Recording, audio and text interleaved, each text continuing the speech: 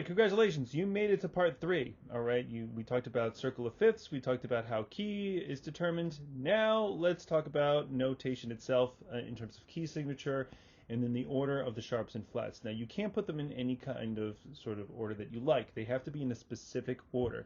So for example, the first sharp has to be on the top line of the treble clef or the fourth line of the bass clef. So that's F sharp. That's where the F sharp goes.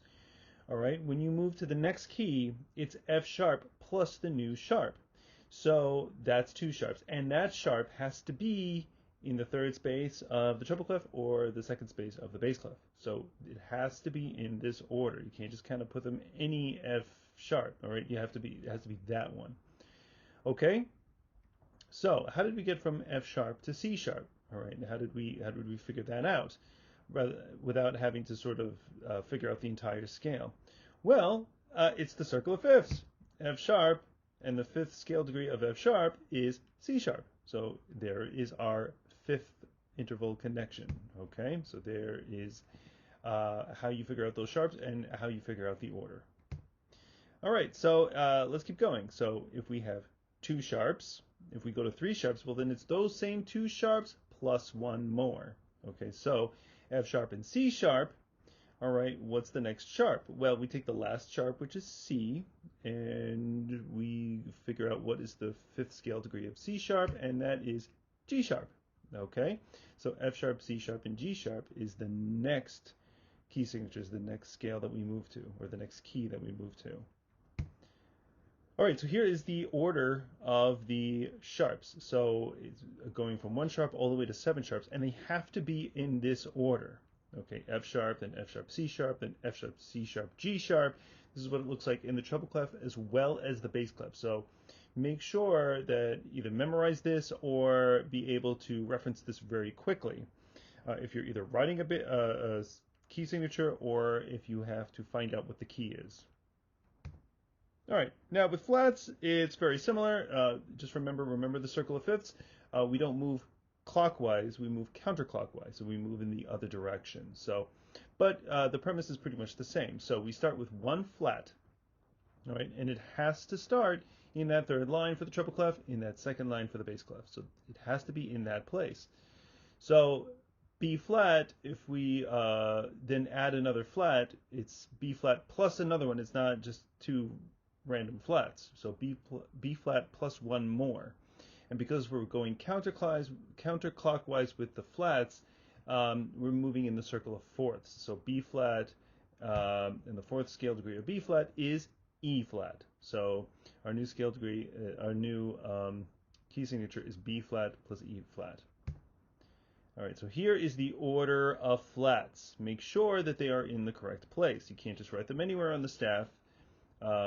It's the first, the third line in the treble clef, then the third line plus the last space, and so forth and so on.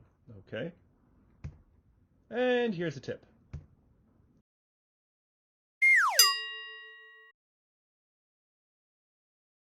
Okay, so what happens when you're faced with this group of flats, these 5 flats? You got to figure out what key this is. Well, you could do the circle of fifths and say, okay, well, C is 0, F is 1 flat, B flat is 2, and so forth and so on, which is a great way to figure this out. But here's a quicker way to do it. Here's a shortcut, okay? When you have flats, take a look at the second to last flat, and that's the key that you're in. So that is on the D line. So this is in the key of D flat major.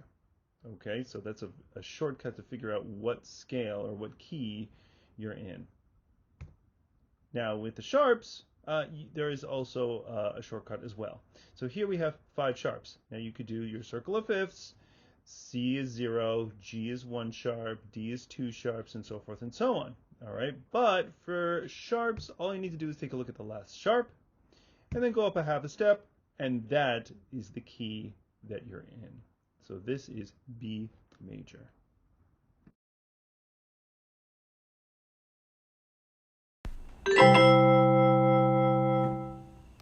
Let's take a look at this piece of music.